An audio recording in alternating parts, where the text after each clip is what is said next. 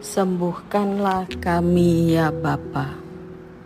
Inilah Injil suci menurut Markus bab 7 ayat 31 sampai dengan 37. Yesus menyembuhkan seorang tuli. Kemudian Yesus meninggalkan pula daerah Tirus dan dengan melalui Sidon pergi ke Danau Galilea di tengah-tengah daerah Dekapolis. Di situ orang membawa kepadanya seorang yang tuli dan yang gagap dan memohon kepadanya supaya ia meletakkan tangannya atas orang itu.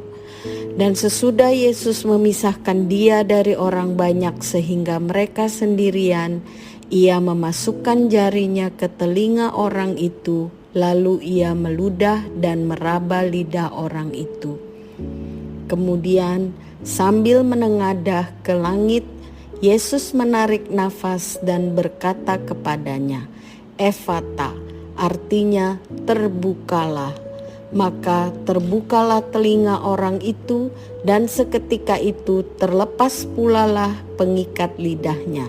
Lalu ia berkata-kata dengan baik. Yesus berpesan kepada orang-orang yang ada di situ supaya jangan menceritakannya kepada siapapun juga.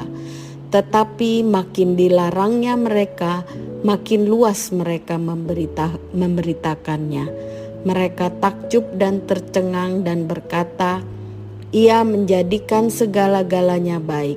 Yang tuli dijadikannya mendengar, yang bisu dijadikannya berkata-kata."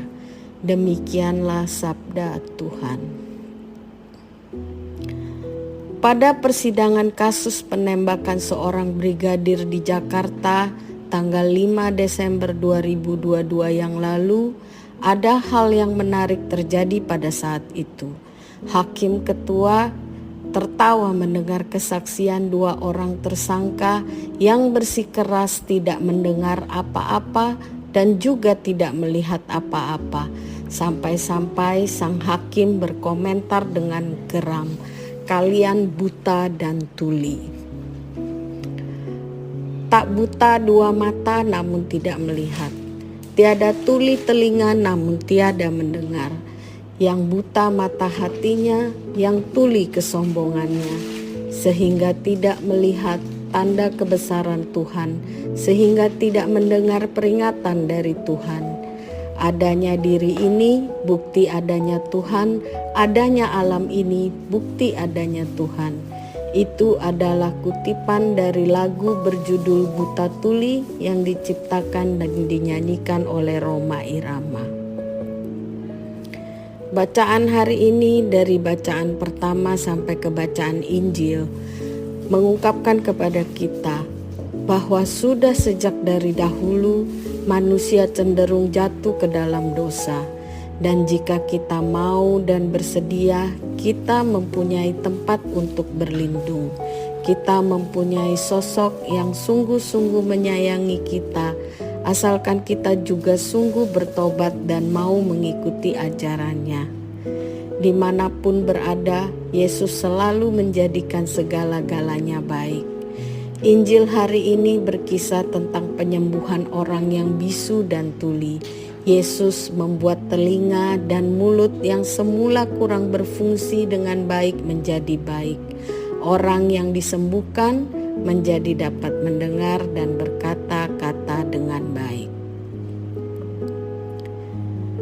Kita bukanlah orang yang bisu dan tuli secara fisik, namun kita perlu rendah hati dan mengakui bahwa selama ini kita pun kurang mampu mendengarkan dan berkata-kata dengan baik.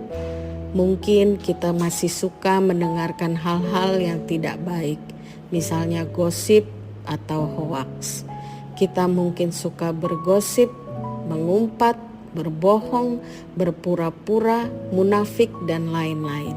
Untuk itu kita perlu datang kepada Tuhan dan memohon agar Ia juga menjadikan segala-galanya baik dalam diri kita. Mungkin kita bisa memulai dengan secara aktif melibatkan indera kita pada saat perayaan Ekaristi. kita tidak mempunyai alasan untuk menjadi bisu, diam saja dan tidak berpartisipasi pada saat perayaan liturgi berlangsung. Setujukah Anda?